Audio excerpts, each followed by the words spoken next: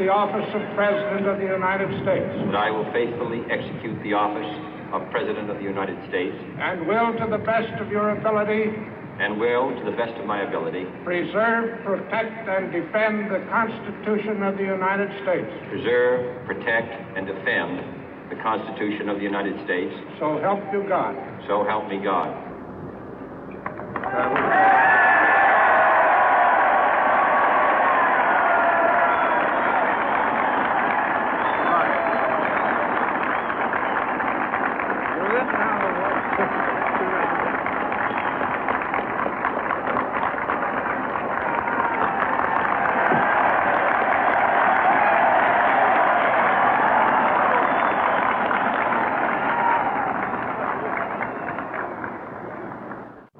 Vice President Johnson, Mr. Speaker, Mr. Chief Justice, President Eisenhower, Vice President Nixon, President Truman, Reverend clergy, fellow citizens.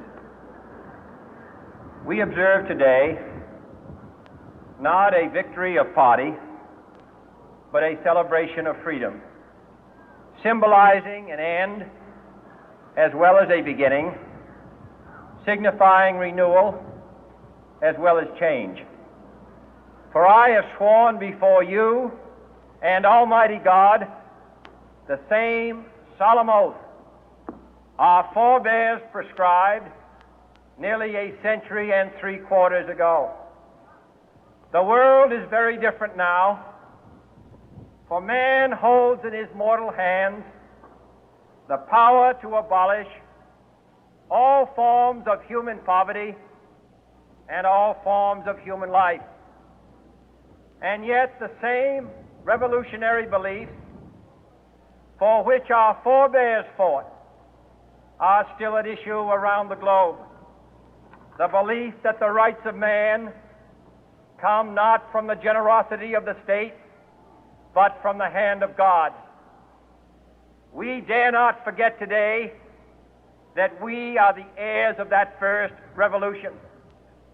Let the word go forth from this time and place to friend and foe alike that the torch has been passed to a new generation of Americans born in this century, tempered by war, disciplined by a hard and bitter peace, proud of our ancient heritage, and unwilling to witness or permit the slow undoing of those human rights to which this nation has always been committed and to which we are committed today at home and around the world.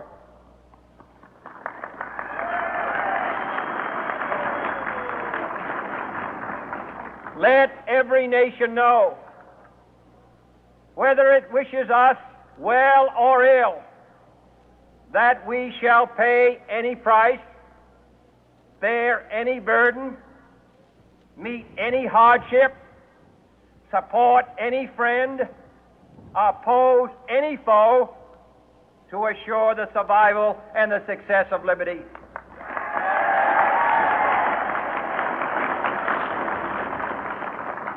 This much we pledge and more. To those old allies whose cultural and spiritual origins we share, we pledge the loyalty of faithful friends. United, there is little we cannot do in a host of cooperative ventures. Divided, there is little we can do, for we dare not meet a powerful challenge at odds and split asunder.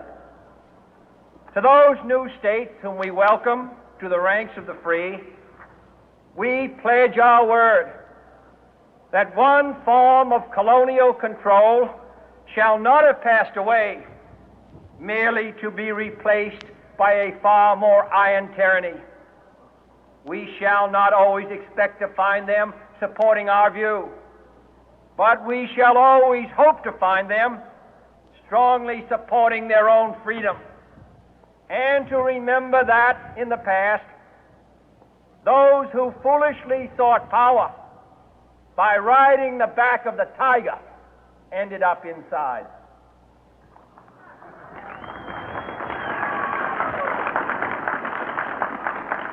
To those people in the huts and villages of half the globe struggling to break the bonds of mass misery, we pledge our best efforts to help them help themselves for whatever period is required, not because the communists may be doing it, not because we seek their votes, but because it is right. If a free society cannot help the many who are poor, it cannot save the few who are rich.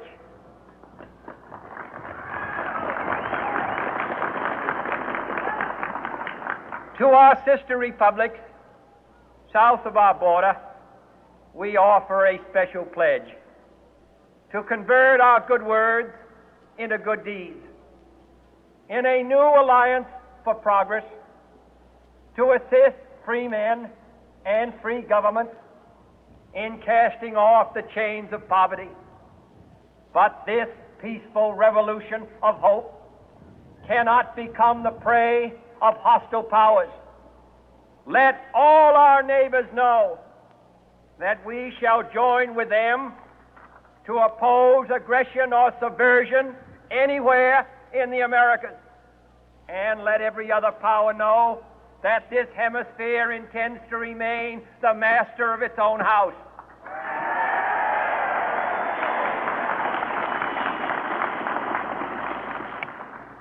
To that World Assembly of Sovereign States, the United Nations, our last best hope, in an age where the instruments of war have far outpaced the instruments of peace, we renew our pledge of support to prevent it from becoming merely a forum for invective, to strengthen its shield of the new and the weak, and to enlarge the area in which its writ may run.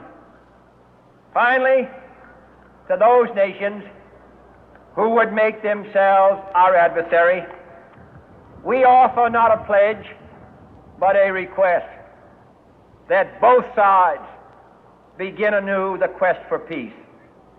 Before the dark powers of destruction, unleashed by science, engulf all humanity in planned or accidental self-destruction, we dare not tempt them with weakness, for only when our arms are sufficient beyond doubt can we be certain beyond doubt that they will never be employed.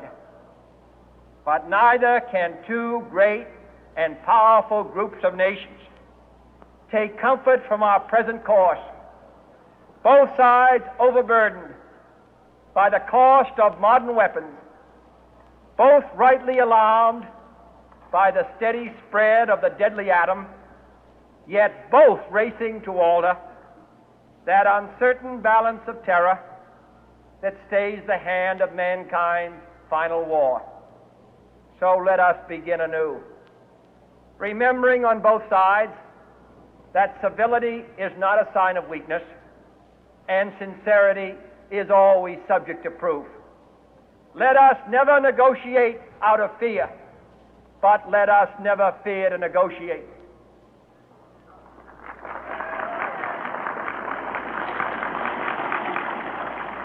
Let both sides explore what problems unite us, instead of belaboring those problems which divide us. Let both sides, for the first time, formulate serious and precise proposals for the inspection and control of arms, and bring the absolute power to destroy other nations under the absolute control of all nations.